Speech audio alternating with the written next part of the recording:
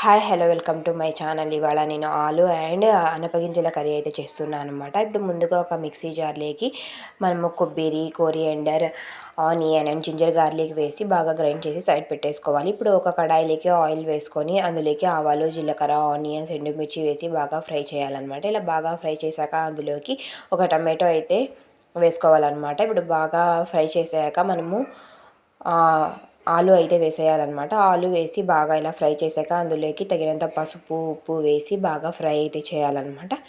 ఇలా బాగా ఫ్రై చేశాక మనము ఒక 2 మినిట్స్ వరకు ఇలా బాగా ఫ్రై చేశాక అందులోకి మనం కారం, ధనియా పౌడర్ వేసి బాగా ఫ్రై చేసేయాలన్నమాట. ఇలా బాగా ఫ్రై చేసుకున్నాక మనం ముందుగా గ్రైండ్ చేసి పెట్టుకున్న పేస్ట్ అయితే ఇందులోకి వేసి బాగా ఫ్రై చేసుకోవాలన్నమాట.